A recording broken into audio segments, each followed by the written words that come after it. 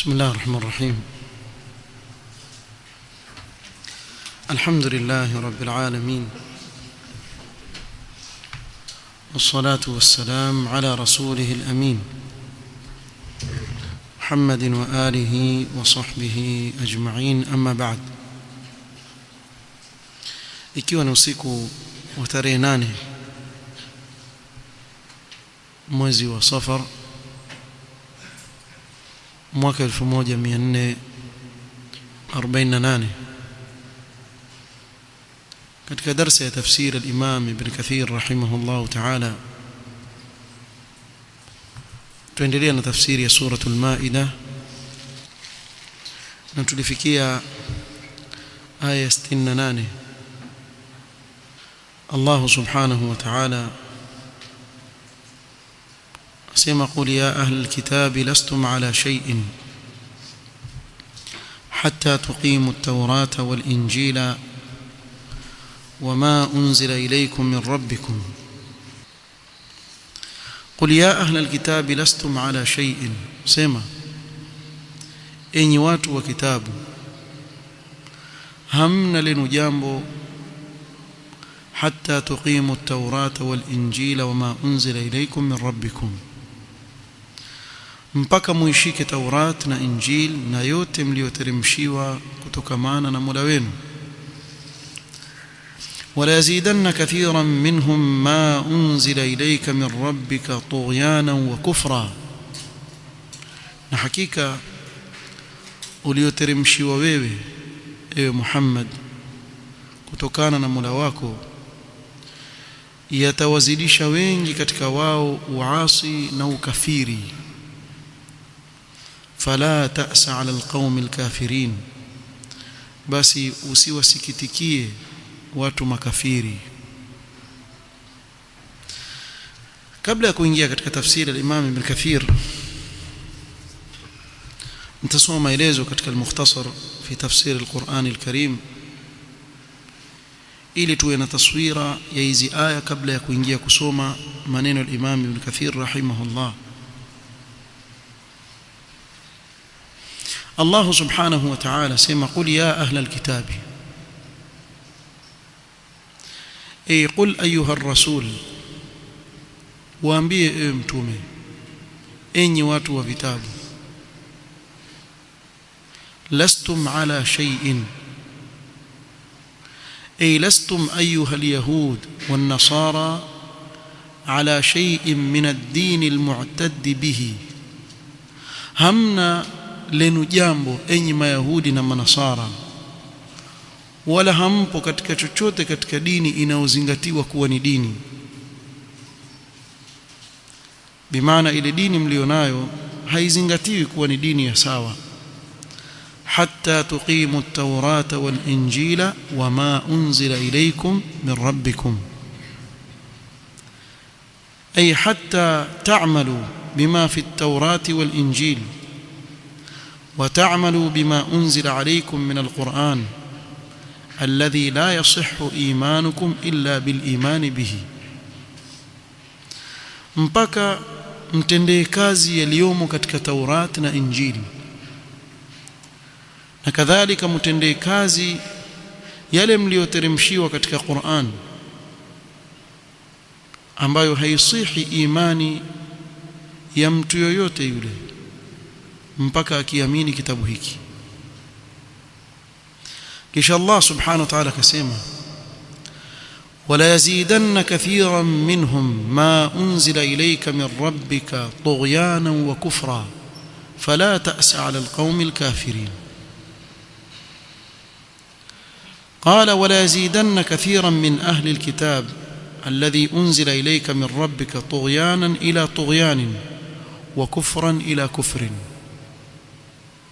لما هم عليه من الحسد. na hakika itawazidisha zaidi wengi katika wale waliopewa kitabu kabla yenu, badala ya kuzidisha iman yale yaliyoteremshwa kwako wewe Muhammad, yatazidisha kwa wao uadui na kutupa mipaka zaidi ya vile walivyo. na kadhalika itazidisha juu yao kufuru juu ya kufuru waliokuwa nayo, na yote iliyowabebea katika kuudhika na kupata dhiki kwa kuteremshiwa Mtume sallallahu alaihi wasallam kitabu hiki ni hasad, kama alivyoeleza Allah katika suratul Baqara, hasadan min indi anfusihim min ba'di ma tabayyana lahumul haqq, sio kuwa hawajui kuwa ni haki, lakini hasad. Kwa nini ameteremshiwa wahi na kupewa utume mtoto katika bani Ismail, sio katika bani Ishaq? Sababu bani Israil tulitaja katika vikao vilivyopita nasaba yao yaishia kwa Ishaq ibn Ibrahim, sababu baba yao ni Israil ambaye ni Yaqub alayhi salam, baba yake Yusuf na Binyamin na ndugu zake wale 12 ambao ndio kizazi cha bani Israil kimetokea pale. Wao wakitarajia kuwa ikiwa mitume wote kuanzia Yaqub ambaye ndio Israil, kabla yake baba yake Ishaq mtume wa Allah alayhi salam, na babu yao Ibrahim alayhi salam, kwa kuanzia Ibrahim ambaye watoto wake Ishaq na Ismail ni mitume, katika upande wa Ishaq kizazi cha mitume wote waliokuja walitoka upande ule wote mpaka kwa Isa alayhi salatu wassalam ambaye mama yake ni katika banu Israili. Kwa hiyo hawa mitume wote hawa wametoka upande huu banu Israili, wametumiwa mitume wengi sana, bali kama alivyoeleza Mtume sallallahu alaihi wasallam, kanat banu Israil tasusuhumul anbiya, walikuwa wanaosimamia utawala wao, tasusu min siyasa ni mitume, yani wafalme wao pia walikuwa wakiletewa mitume. Na ndio ukaona mfano wa Suleiman, Daud alayhimussalam, wote wao ni katika wafalme na katika mitume wa banu Israili alayhimussalam. Sasa huyu mtume wa mwisho sio kuwa wao hawamjui. Allah subhanahu wa ta'ala sema yaarifunahu kama yaarifuna abnaahum, wamtambua huyu mtume kama wanavyowatambua watoto wao waliowazaa, wamjua kwa huyu ni mtume, hawana shaka. Lakini wakitarajia kuwa pia mtume huyu atatumwa katika banu Israili, bimaana atakuwa katika kizazi cha Ishaq, lakini Allah akataka awe katika kizazi cha Ismail, ambaye hakuna mtume yeyote aliyetumilizwa baina ya Ismail na mtume Muhammad sallallahu alaihi wasallam katika kizazi chake, mpaka akatumilizwa mtume Muhammad sallallahu alaihi wasallam. Kwa nini imekuwa hivyo? Si huyu ni yule? Kwa wakawa wamemfanyia hasad mtume Muhammad sallallahu alaihi wasallam. So Ismail ndio abul arab, ndio baba wa Waarabu, na hawa wajulikana kama al-arabul musta'raba. Kuna al-arabul ariba ambao ndio wale Waarabu aqhah, ambao asili yao baba na mama ni Waarabu qahtaniyin na wengine kutoka Yemen. Ismail alayhi salatu wassalam, yeye Ibrahim baba yake alimleta Hajara mama yake na mtoto wake Ismail kwa amri ya Allah, akaweka wapi? Makkah. Na kisa chake maarufa kirefu. Na ardhi ya Makkah, wakati Ibrahim akimweka mtoto wake Ismail na mama yake Hajara, ilikuwa hakuna chochote kabisa, ardh ghairi dhi zar'in, kama alivyoeleza Ibrahim alayhi salatu wasalam. Lakini kwa amri ya Allah aambiwa wawache, nenda zako, si machezo. Allah amsifu Ibrahim asema wa Ibrahim alladhi waffa, hakuna kama yeye katika namna alivyotekeleza amri za Allah. Amepewa mitihani bwana, mpaka weangalie mtihani wa kumchinja mtoto wake, si mtihani midogo, mitihani mikubwa amepewa. Kwa wewe weka kizazi chako hapa, ondoka, nenda zako. Ibrahim ondoka, Hajara mkewe amfuata, amwambia watu wacha wapi hapa? Katikati ya sehemu imejaa majabali, hakuna hata mimea, Hakuna kiufupi sababu ya kuishi, nieleze hivi ndio nieleweke. Hakuna asbab za maisha, kuwa labda kuna maji, kuna ukulima pale, hakuna sababu yoyote ya maisha. Je, umeamrishwa na Allah utuache hapa? Mama mtoto amuuliza. Ibrahim amwambia ndio. Sema idhan lan yudhi'ana Allah hawezi kutupoteza, kututupa. Wewe nenda, maadamu ni Allah ndio alikuamrisha, wewe nenda zako. Sasa usiulize yale yaliyotokea katika khairi baada ya hapo, mpaka ikaja amri kwa Ibrahim alayhi salam ya kujenga al-Kaaba kwa amri ya Allah subhanahu wa ta'ala. Akaja kwa Ismail mara ya kwanza, mara ya pili, mara ya tatu, akaja akakutana naye, akamwambia nimeamrishwa kujenga katika sehemu ile nyumba ya Allah kwa amri ya Allah, naomba tusaidiane katika kufanya hilo. Sasa alivyokuwa Hajara yuko na Ismail pale, na kisa maarufa kuwa walipokosa maji mpaka akaja Jibril akachimba maa Zamzam. Walipita kundi la Waarabu wa kutoka Yaman wanaojulikana kama kabila la Jurhum au kutoka Yaman, lakini katika msafara wao njiani wa biashara upita pale Makka, wakaona ndege ambao ni alama na ishara kuwa kuna maji. Wakawa waulizana, sisi miaka yote tutapita hapa, hapana maji hapa mahali, kuna nini? Lakini hebu twende tukaangalie. Wakifika wamkuta mama na mtoto, watu wawili peke yake wako pale. Na katika lile linaloonyesha kuwa wakati ule, na ndio maana mpaka leo mtu yoyote ambaye ana tabia nzuri waambie huyu amfanya nini, anstaarabika. Wengi hawajui maana anstaarabika nini, yani istaaraba sara mithla al-arab, kwa sababu Waarabu walikuwa wajulikana tangu wakati ule, walikuwa na murua na tabia nzuri. Walikuwa waweza yule mwanamke kumvamia, kumfanya wanavyotaka. Yuko mwanamke mmoja na mtoto wake, lakini kwa heshima wakamuomba wakae na wao pale, kwa kuwa wameona maji pale. Kwa hivyo kuna sababu za maisha zimeonekana, twaomba na sisi pia tukae. Akawakaribisha, kwa sababu na yeye pia mama atabakia vipi, ataishi vipi peke yake. Akafurahika kuwa kuna watu wengine watakuja kuishi pale, angalau kutakuwa na uns, kuwa kuna binadamu wengine. Sasa Ismail akawa ndio wa kwanza katika watoto wa Ibrahim kuzungumza lugha ya Kiarabu, sababu alikaa na Waarabu wakamfundisha Kiarabu, kwa akakulia akiwa na Waarabu, akaoa katika kabila la Jurhum. Sasa wale waliozaliwa kwa kizazi chake wakawa Waarabu kwa kuwaoa Waarabu. Mfahamu vizuri, alipooa Waarabu wale kutoka Yaman, kabila la Jurhum, ndio kizazi chake. Sasa ndio wakaja kina Makuraish na wakaja chini yake. Kwa hivyo Ismail aisabika ndio Abul Arab, na ndio kutokea kwa Mtume Muhammad sallallahu alayhi wa ala alihi wasallam. Sasa hii historia naieleza kwa sababu uje uelewe kwa nini Mayahudi walimpinga Mtume sallallahu alayhi wasallam alipotumilizwa. Ni kwa sababu yeye ni katika kizazi cha Ismail, si katika kizazi cha Ishaq, na wao wataka ukubwa, kuwa akiwa mtume atakuwa ni katika wao, watajivunia hilo. Kwa hiyo wakampinga Mtume Muhammad sallallahu alaihi wasallam hasadan min indi anfusihim, na hili jambo amelitaja Allah jalla fi ula. Na mpaka leo utapata watu wana hasad hata katika mambo ya kidunia kama Mayahudi. Ni watu mahasidi sana. Tumewazungumza sana Mayahudi, sababu katika hii sura wamezungumzwa sana na Allah akawafedhesha sana. Lakini pia hivyo tukusalimika, tuambiwa sisi tuwasapoti Mayahudi.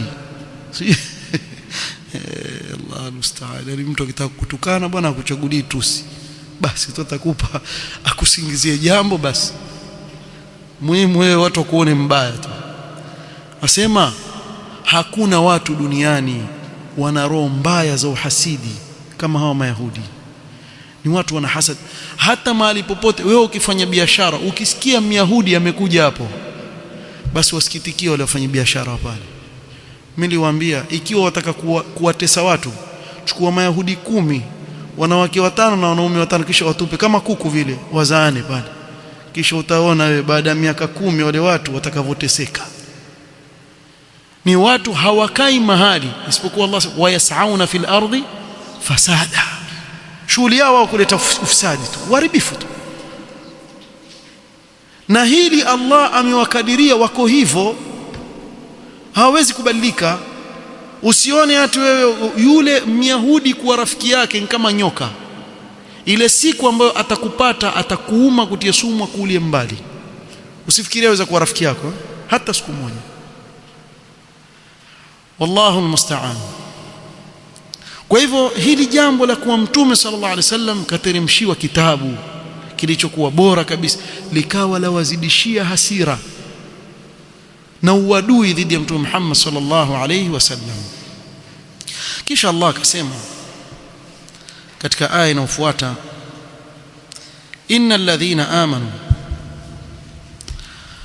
والذين هادوا والصابئون والنصارى من آمن بالله واليوم الآخر وعمل صالحا فلا خوف عليهم ولا هم يحزنون. Kabla sijaingia katika kuieleza hii aya, kuna jambo nataka nilitanabahishe.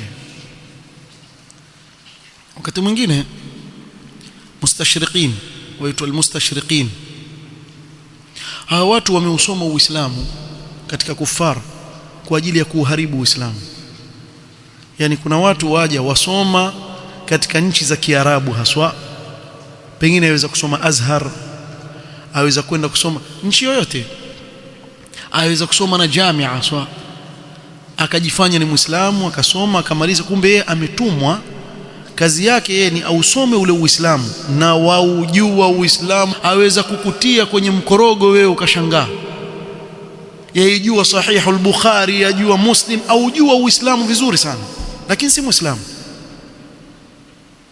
Bali kuna wengine mpaka wameandika vitabu na si Muislamu. Malengo yao ni kuuchafua Uislamu. Sasa kuna shubuhat ambazo wao huzileta. Katika shubha nitawapeni mfano wa hii aya kisha nitaijibu hapo. Wasema innal ladhina amanu. Angalia aya imeanza inna. Na inna katika nahwu ni harfu taukidin wa nasb. Kwa kinachokuja mbele yake chatakana kiwe mansub. Sawa? Ismu inna yatakana iwe mansub. Kwa wale waliosoma nahwu watakuwa nielewa. Yabidi niingie huko kwa sababu hapa kuna shubha ambao waitumia wao ya kilugha. Innal ladhina amanu wal ladhina hadu. Lakini hapa akasema wasabiuna, na katika nahwu ilikuwa iwe nini? المفروض يكون ايش؟ والصابئين منصوب، مفهوم vizuri. Lakini hapa kuja wasabiuna marfu'. Sasa mbona hii imekwenda kinyume na kanuni za kinahwu? Mfikia sasa, kwani kuna kosa kwenye Qur'ani? Umeona vile wanavyokuja? Hebu jibu wewe. Nikuulize wewe, hujawahi kusoma nahwu, wajibu nini? Na nkafiri wakwambia unaona ashindwa kujibu. Muona vile wanavyotumia. Mwanzo nataka kuambia kitu kimoja. Wallahi lau kama ingelikuwa hili ni kosa kwenye lugha ya Kiarabu, angeanza Abu Jahal kusema, si wewe. Wewe unayesoma Kiarabu ukapata tabu, ukasoma nahwu na balagha na sarf na nini. Abu Jahal alikuwa hajasoma hizo elimu zote na iwakijua Kiarabu kisawa sawa.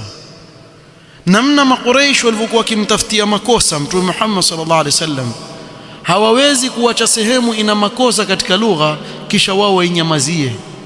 Wao watafuta kila njia kumkosoa. Kwa mwanzo wewe tuliza moyo wako kuwa mimi ndio zuka sijui, lakini hii si hivyo. Sio, mnafahamu? Mwanzo kubali hivyo kuwa haiwezekani Qur'ani kuwa ina makosa. Jambo la kwanza hilo. Kama ingelikuwa na makosa, watu wa kwanza kabisa wangekosoa ni Makuraish, kwa sababu walikuwa wamtafutia kosa lolote Mtume sallallahu alayhi wasallam. Mmeelewa vizuri? Alafu yatakauelewe yule aliyeteremshwa hii Qur'an alikuwa ni Mwarabu wa kikweli, Mtume Muhammad sallallahu alayhi wasallam. Mpaka wakati mwingine akizungumza maneno kwa masahaba wamuuliza wama kadha wa kadha ya Rasulullah, hii nini hii, mbona tukuelewa? Mnajua kwa nini?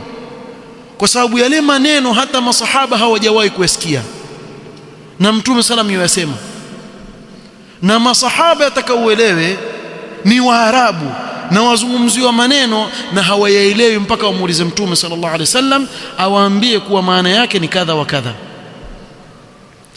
Sasa kama kungelikuwa na kosa, si angesema tu ilikosa. Tayib, kwa wale ambao watanielewa katika qawaid za nahwu, hii wasabiuna i'rab yake ni mubtada'un marfu' na khabari yake ni mahdhuf taqdiruhu wasabiuna kadhalika, innal ladhina amanu wal ladhina hadu. Kuisha sasa yaanza tena sentence wasabiuna kadhalika, kwa ni mwanzo wa sentence. Kwa hivyo i'rab yake ni mubtada, na hii iko katika lugha ya Kiarabu, yaeleweka vizuri sana kwa wale wenye kuelewa. Ama wewe utakosoa Qur'an kwa ajili ya kuingia kwenye kompyuta, Waarabu wenyewe walikubali kwa hakuna mfano wake katika ufasaha. Kwa hivyo hii hapa ni mubtada, wasabiuna yaja khabari yake ni wasabiuna, takdiri yake kadhalika, na imekuja kwa shakli hii istinafan lilkalam, ni kama maneno yaanza tena upya hapa, kwa ni mwanzo wa sentensi tena, kwa kukata ile hukumu ya inna. Hukumu ya inna itakuwa iko innal ladhina amanu wal ladhina hadu, ishakusha hukumu ya inna. Kisha hapa wasabiuna, ay wasabiuna ni mubtada na khabari yake ni kadhalika, wasabiuna kadhalika wan nasara man amana ila akhir al-aya. Tukishamaliza hiyo, turudi hapa katika tafsiri ya hii aya, innal ladhina amanu والذين هادوا والصابئون والنصارى من آمن بالله واليوم الآخر وعمل صالحا فلا خوف عليهم ولا هم يحزنون. laja suala hapa, hivi kumbe pia mayahudi na manasara wakifanya mema fala khawfun alayhim wala hum yahzanun, ndio hivyo maana yake aya? La, sio maana yake. Sikiliza vizuri maana yake nini. innal ladhina amanu wal ladhina hadu, أي إن المؤمنين واليهود والصابئين وهم طائفة من أتباع بعض الأنبياء. kulingana hii tafsir mukhtasar wasema wale walioamini na mayahudi na sabiin, nasema ni kikundi katika wafuasi wa baadhi ya mitume huko nyuma. wan nasara man amana minhum billahi wal yawmil akhir wa amila al a'mal as-salihah fala khawfun alayhim فيما يستقبلونه ولا هم يحزنون على ما فاتهم من حظوظ الدنيا. wakimwamini Allah na siku ya mwisho wakatenda mema, watema amali njema, basi hawana hofu katika yale wanaoyakabili kule mbele wakiondoka duniani, na wala hawatakuwa na huzuni na kile walichokiwacha nyuma katika dunia.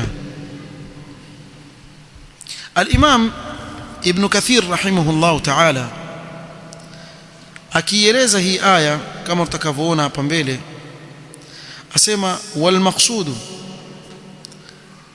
anna kull firqatin amanat billahi wal yawmil akhir wa huwa al mi'ad wal jazaa'u yawm ad-din wa 'amilat 'amalan salihan wa la yakunu dhalika kadhalika hatta yakuna muwafiqan lish-shari'ati al-muhammadiyyah ba'da irsali sahibiha al-mab'uth ila jami'i ath-thaqalayn. Elewa vizuri hapo. Ibn Kathir asema, na haiwezekani yale matendo yao kuitwa ni mema mpaka yawe yanaambatana na sheria ya Mtume Muhammad sallallahu alaihi wasallam baada yeye kutumilizwa, ndio tendo litaitwa jema. Likiwa lile tendo haliko katika misingi ya sheria aliyotumwa nayo Mtume Muhammad sallallahu alaihi wasallam, basi tendo kama lile halitakubaliwa kutoka kwa mja kama yule. Twenda mbele. لقد أخذنا ميثاق بني إسرائيل وأرسلنا إليهم رسلا. لقد أخذنا العهود المؤكدة على بني إسرائيل بالسمع والطاعة.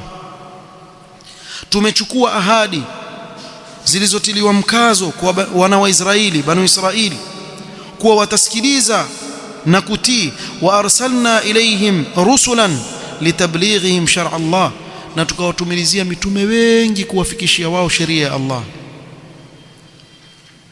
Allah asema kullama ja'ahum rasulun bima la tahwa anfusuhum fariqan kadhabu wa fariqan yaqtulun. Bimaana fanaqadhu ma ukhidha alayhim min almithaq, wakavunja zile ahadi ambazo Allah amechukua kwa wao kuwa watawatii mitume wao. wattaba'u ma tamiluhu ahwa ma tumlihi ahwa'uhum min al-i'rad amma ja'atuhum bihi rusuluhum, kisha wakafuata kile ambacho matamanio ya nafsi yao, matashi ya nafsi yao yanakuwaelekeza katika kuwapuuza na kuyapuuza yale waliokuja nao mitume wao. wa min takdhibihim ba'dhan wa qatlihim ba'dha, katika kuwakadhibisha baadhi yao na wengine wakawaua, kama Zakaria walimuua alayhi salam, walimuua Yahya alayhi salam, walitaka kumuua Isa alayhi salam, Allah akamuokoa.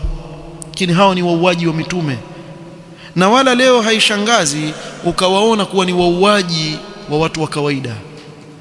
Waliua mitume hao, na mtu aweza kushangaa sema, lakini walioua mitume ni hawa ama babu zao? Swali zuri hili.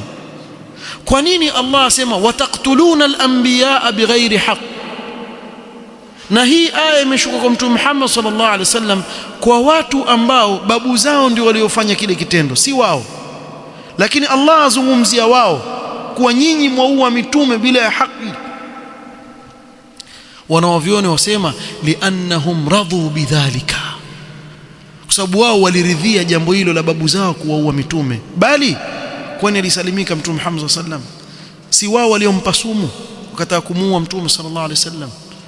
Na ndio ikawa sababu ya kifo cha Mtume Muhammad sallallahu alaihi wasallam, mpaka akawa Mtume sallallahu alaihi wasallam asema, nahisi athari ya sumu ile niliyopewa kule Khaibar ndio leo imefikia wakati wake, na ndio ya sababu ya mimi kuondoka duniani. Na ndio maana wanaoviona wakasema mtume wetu sallallahu alaihi wasallam ana daraja ya utume na shahada kuwa ameuawa. Sasa anayewatolea udhuru kuwa wao si wauaji wa mitume, huu pia ni mfano wanao. Sasa ikiwa hawa waweza kuua mitume, hawa watu wa kawaida kwa nini? Wao katika itikadi zao waamini kuwa mtu yoyote ambaye si katika wao ni mnyama, amekuja katika sura za binadamu awatumikie wao. Nyinyi mwajua, hamjui hivyo? Sahaina wazayuni wale, wao ndio itikadi yao hii. Na ndio maana pale Gaza vile vita vilipoanza walikuwa wakiwaita nani? Animals, ni wanyama. Ni itikadi yao kweli. Wao waamini sisi sote sisi hapa ambao si Mayahudi ni wanyama, tumeletwa katika sura ya ubinadamu tuwatumikie wao. Lakini sha'bullah al-mukhtar, ikiwa waliochaguliwa wako hivi, hao ambao hawakuchaguliwa watakuwaje? Mijitu miovu, qatalatul anbiya war-rusul, wauaji wa mitume bwana. Watashindwa kuwaua watu wa kawaida tu kwa si chochote? Wallahi si chochote, waua tu wao, hata habari hawana, wala haoni kiamfanya kitu kikubwa yeye. Bali wewe angalia, wameweka madarubini kule nchi ya Mayahudi, ile madarubini sawa, wameweka madarubini ya watu kuangalia namna gani watu wanavyouawa Gaza wakiwa kwao kule, waweka watiza. Mwajua hivyo, walipa kisha angalia watu vile waovu wao, eti walipa. Wallahi wana kitu, kauje iona, iangalie utaiona, wana mahali walipa katika kama mlima, waingia, kisha kazi yako wewe wachungulia pale, waona watu wa Gaza wanavyoteseka. Wao wako upande wa pili, waangalia namna gani watu wanavyoteseka na wanakufa, wafurahie hili jambo. Hao watu wazima kweli.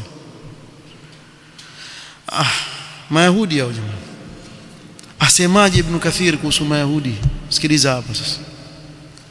يقول الإمام ابن كثير رحمه الله تعالى،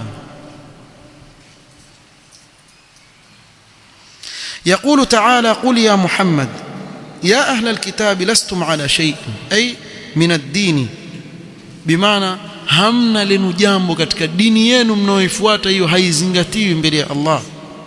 hatta tuqimu at-taurata wal-injil, mpaka muifuate Taurat na Injili. Ay hatta tu'minu bi jami'i ma bi aydikum min al-kutub al-munazzalati min Allah ala al-anbiya, mpaka mwanzo muamini vitabu vyote mlivyoteremshiwa kutoka kwa Allah subhanahu wa ta'ala kwa mitume wake. Wa ta'malu bima fiha, na mutendee kazi hivyo vitabu yale yaliyomo ndani yake. Wa mimma fiha, na katika yaliyomo ndani ya hivyo vitabu, al-amru biittiba'i Muhammadin sallallahu alayhi wasallam wal imanu bimab'athihi wal iqtida'u bi shari'atihi. Katika mambo ambayo yamo katika vitabu walivyoteremshiwa Mayahudi na Manasara ni kuwa Allah subhanahu wa ta'ala amewaamrisha Mayahudi na Manasara kuwa nitamtumiliza mtume baada ya Isa alayhi salatu wassalam, wa mubashiran bi rasulin yati min ba'di ismuhu Ahmad, nitatumiliza mtume. Huyu mtume ni wajibu juu yenu nyinyi kumwamini na kumfuata. Sasa ikiwa nyinyi ni wa kweli katika kufuata hivyo vitabu, basi mfuateni huyu mtume. Lakini ikiwa hamtamfuata mtume huyu, basi hamna lenu jambo. Msidai kuwa nyinyi ni watu wa Allah, msidai kuwa ni watu mna dini na uzingatiwa, kwa sababu hamjafuata vitabu vyenu. Wa qawluhu wala yazidanna kathiran minhum ma unzila ilayka min rabbika tughyanan wa kufra, taqaddama tafsiru, tutangulia kueleza tafsiri kweli. Qala fala ta'sa 'ala alqawmi alkafirin, ay fala tahzan 'alayhim wala yahidannaka dhalika minhum, ay la yuz'ijannaka, ili jambo lisikukere wewe kuwa wao hawakuamini wewe na kukufuata, lisikutie dhiki ewe mtume wangu, wala usiwe na huzuni na hilo. Thumma qala innal ladhina amanu wa humul muslimun, wale walioamini nao ni waislamu hapa wanaokusudiwa. Walladhina hadu wa hum hamalatut tawra, Mayahudi waliopewa Taurat. Wasabiuna, sikiza hapa Ibn Kathir asema lamma tala alfaslu hasuna al'atfu birraf'i, kwa kuanzia inna iko mbali kwa innal ladhina amanu walladhina hadu, mbali sana. Wasabiuna akisema ikawa ni vizuri iwe ni marfu', hii iwe ni marfu', kwa sababu kuna maneno mengi yamepita pale katikati baada ya inna. Wasabiuna ta'ifatun minan nasara wal majus laysa lahum dinun. Wasabiuna, sema sabiuna ni kikundi katika manasara na majusi, hawana dini hao. Qala hu Mujahid wa amma an-nasara fama'rufun, manasara wajulikana, wa hum hamalatul injil, na hawa ni wale walioteremshiwa injili. Wal maqsud, na makusudio hapa, anna kulla firqatin amanat billahi wal yawmil akhir, kuwa kila kikundi kilichomwamini Allah subhanahu wa ta'ala na siku ya mwisho. Wa huwa al-mi'ad wal jazaa'u yawm ad-din, na ni kuwa watu watarudi tena walipwe siku ya malipo. Wa amilat amalan salihan, na wakafanya matendo mema. Kisha hapa katika kaida akasema nini? Wala yakunu dhalika kadhalika hatta yakuna muwafiqan lishari'ati almuhammadiyya ba'da irsali sahibiha almab'uth ila jami'i athqalain, na haiwezekani kuwa hayo matendo ni mema isipokuwa yawe matendo hayo yameafikiana na sheria ya Muhammad sallallahu alaihi wasallam baada ya kutumilizwa kwake kwa watu wote, majini na watu. Katumwa kwa thaqalaini, vizito viwili ambao ni majini na watu. Faman ittasafa bidhalika fala khawfun alayhim fima yastaqbilunahu, yoyote atakayesifika na sifa hii, basi hao hawatakuwa na hofu katika yale yaliyo mbele yao, bimaana baada ya kuondoka hapa duniani wasiwe na hofu. Wala ala ma taraku waraa dhuhurihim, wala wasiwe na huzuni katika yale watakayoacha nyuma baada ya kuondoka duniani. Wala hum yahzanun.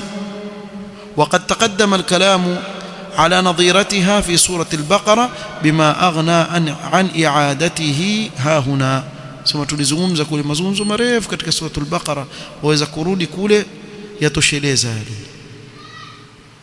Kwa Imam Ibn Kathir rahimahullah ta'ala kaeleza kwa kifupi tu hii aya ya kwanza na hii aya ya pili. Kisha Allah subhanahu wa ta'ala kasema laqad akhadhna mithaqa bani Israil wa arsalna ilayhim rusula kullama ja'ahum rasulun bima la tahwa anfusuhum fariqan kadhabu wa fariqan yaqtulun wa hasibu alla takuna fitnatun fa'amu wa sammu thumma taba Allahu alayhim thumma amu wa sammu kathirun minhum wallahu basirun bima ya'malun. Wa hasibu an la takuna fitnah أي وظنوا أن نقضهم للعهود والمواثيق وتكذيبهم وقتلهم الأنبياء لا يترتب عليه ضرر بهم. قول uovu walikuwa nao hawa watu, wao walikuwa kidhania kule kuvunja kwao ahadi za Allah na kukadhibisha mitume wa Allah na kuwaua mitume wa Allah hakutawaletea wao madhara ya aina yoyote, jambo la kawaida tu kwao. Allah asema fatarattaba alayhi ma lam yadhunnuhu, lakini natija yake yakawapata madhara ambao hawakuyadhania. Fa'amu 'anil haqqi, wakawa vipofu hawaioni haki. Fala yahtaduna ilayhi, hawaongoki katika kuifuata haki. Wasammu 'an sama'ihi samaa qabul, na wakawa na uziwi wa kuisikia haki, kusikia kwa kukubali. Hata ukamwambia ile maneno ni kama kiziwi. Thumma taba Allahu alayhim tafaddulan minhu, kisha Allah akawasamehe huko nyuma kwa fadhila zake. Lakini hivyo hivyo thumma amu ba'da dhalika 'anil haqqi, kisha wakafanya upofu wa kutoifuata haki. Wasammu 'an sama'ihi, na wakajitia uziwi wa kutotaka kuisikia haki.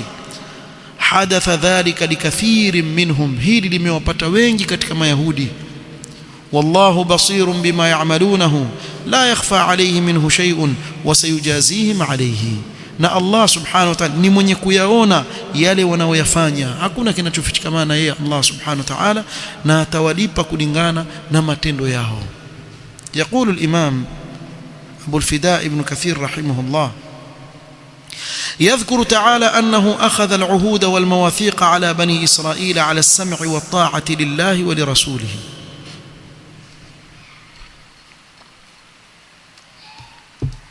Allah subhanahu wa ta'ala ataja kuwa amechukua ahadi kwa Mayahudi kuwa watamsikiliza na kuwatii mitume wake. Na mwajua hii ahadi walichukuliwa vipi? Mtu aweza kushangaa walichukuliwa vipi hii ahadi. Hawa Banu Israili au niseme Mayahudi ni watu wakorofi, waliwatesa mitume hao. Wallahi waliwatesa mitume sana. Angalia Allah sema ya ayyuhalladhina la takunu kalladhina adhaw Musa. Hebu huyu Musa alayhi salatu wassalam kalimullah ulil azmi min ar-rusul, katika mitume miongoni wa mitume wa bora kabisa, yeye ndiye sababu ya kuwatoa wao kwa Firaun kwenye adhabu kali alikuwa akiwafanyia na madhila na utumwa alikuwa nao. Kisha baada ya kuwa ashakuwa sababu ya kuwaokoa na kuwasalimisha na Firaun mpaka Allah akamwangamiza Firaun, bado waudhi walimuudhi Musa hawa, Allahu akbar, mpaka mwisho kile kisa cha al-ardh al-muqaddasa, kuwa waingie kwenye al-ardh al-muqaddasa alati walimwambia nini Musa? Idhhab anta wa rabbuka faqatila inna hahuna qa'idun, wewe nenda na Mola wako kapiganeni kule, mkishamaliza ndo hapa sisi tumekaa tukusubiri.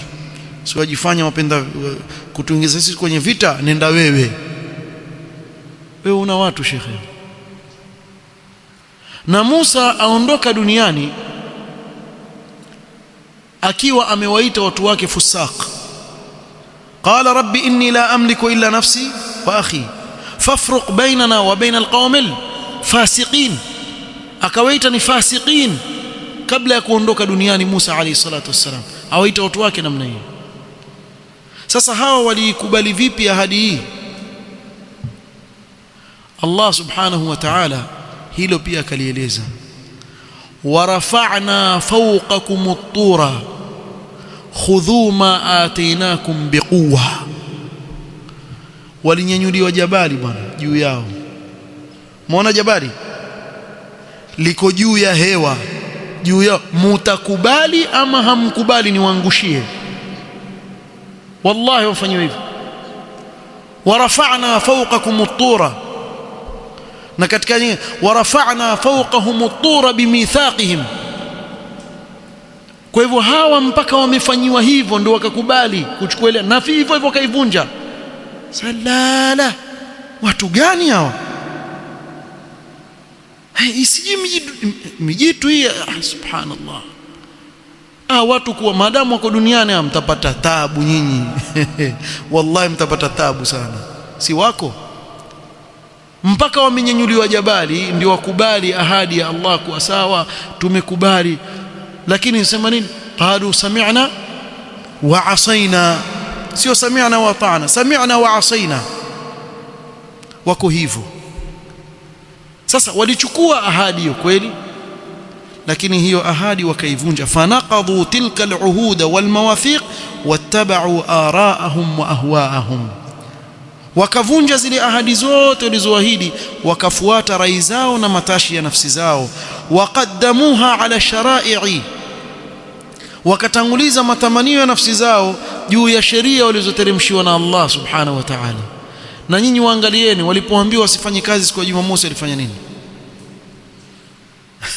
Wajanja wao, wataka kufanya hila na sheria ya Allah. Lini hatufanyi kazi Jumamosi? Hakuna wasiwasi. Na Allah akawapa mtihani, idh ta'tihim hitanuhum yawma sabtihim shur'an. Ikawa wale samaki waja wengi, kwa wavuvi waja wengi siku ya Jumamosi, wacheza juu yao, juu ya maji hivi aswa. Wa yawma la yasbituna la ta'tihim, na siku ambayo si Jumamosi hakuna samaki mpaka uende ukatafute. Kadhalika nabluhum, mtihani wa Allah sema hivyo hivyo, tuwaonja na mtihani. Wakafanya nini? Wakasema sisi tutafanya hivi, tuwekeni mitego Ijumaa, kisha tutachukua mitego yetu Jumapili, itakuwa Jumamosi tumelala. Umeelewa vizuri?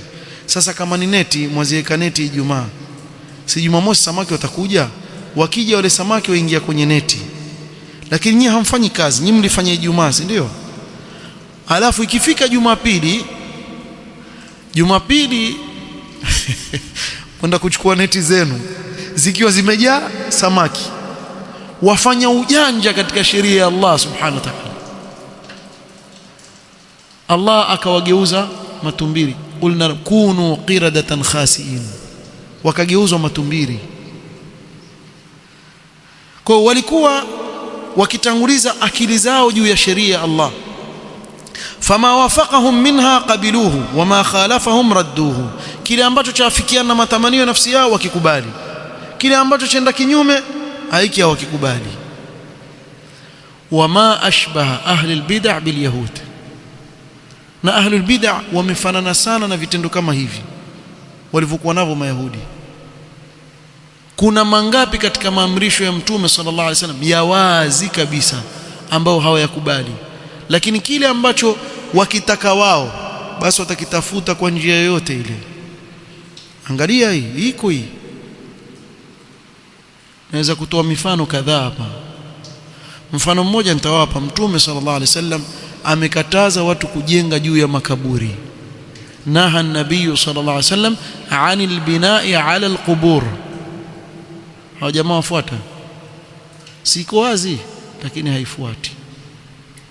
Mtume sallallahu alaihi wasallam kamwamrisha Ali ibn Abi Talib, Ali asema radhiyallahu anhu, kumwambia Abil Hayyaj al-Asadi, ala ab'athuka ala ma ba'athani ilayhi Rasulullah sallallahu alaihi wasallam an la tad'a qabran mushrifan illa sawaita. Mtume sallallahu amenituma mimi nisione kaburi lolote lilonyanyuliwa isipokuwa nitalivunja, nisawazishe.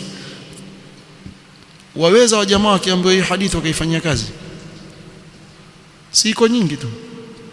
Kuna makatazo mangapi ambao tumekatazwa kuyafanya kwenye makaburi? Na mimi nakuchallenge, nenda kachukue hadithi zote za Mtume sallallahu alaihi wasallam zilizozungumza makatazo katika makaburi, na wallahi nitakuthibitishia kuwa ahlul bid'ah zote wazikhalifu. Kila hadithi ya Mtume sallallahu alaihi wasallam ikisema kulia wasema kushoto, wazi wazi. Na hata ukawaambia, na hutawasikia hata siku moja wakizitaja hizo hadithi, ila ikiwa yuwataka kuibaranganisha ile hadithi aigeuze kana kwamba amrudi Mtume sallallahu alaihi wasallam, basi siku hiyo atahitaji. قال ولهذا قال تعالى كلما جاءهم رسول بما لا تهوى أنفسهم فريقا كذبوا وفريقا يقتلون وحسبوا أن لا تكون فتنة فعموا وصموا أي وحسبوا أن لا يترتب لهم شر على ما صنعوا wao litarajia kuwa hawatapata shari kwa kitendo chao mayahudi cha kuwaua mitume cha kukhalifu maamrisho ya Allah subhanahu wa ta'ala, fatarattaba yakapatikana ya shari kwao. وهو أنهم عموا عن الحق وصموا فلا يسمعون حقا ولا يهتدون إليه, wakawa vipofu waione haki na wala hawana haja kuisikia kama viziwi. Kwa hiyo wakawa hawasikii haki wala hawaongoki katika haki. Thumma taba Allahu alayhim ay mimma kanu fi, kisha Allah akawasamehe katika yale waliokuwa nao kwa fadhila zake. Thumma amu wa sammu ay ba'da dhalika, hata baada ya kusamehewa pia wakarudi kule kule katika upofu na uziwi. كثير منهم والله بصير بما يعملون أي مطلع عليهم وعليم بمن يستحق الهداية ممن يستحق الغواية منهم. Allah ndiye anayejua yule anastahili hidayah kampa katika wao na yule ambaye hastahili akamnyima. Ukaona ni wachache sana wenye kuamini katika wao, si ati hakuna, wako mmoja mmoja kama Abdullah ibn Salam radhiyallahu anhu wa ardhah. لقد كفر الذين قالوا إن الله هو المسيح ابن مريم. kuanzia hapo insha Allah taala tutakuja kueleza katika kikao kitakachokuja. Naktafi bihadha alqadr wallahu taala a'lam.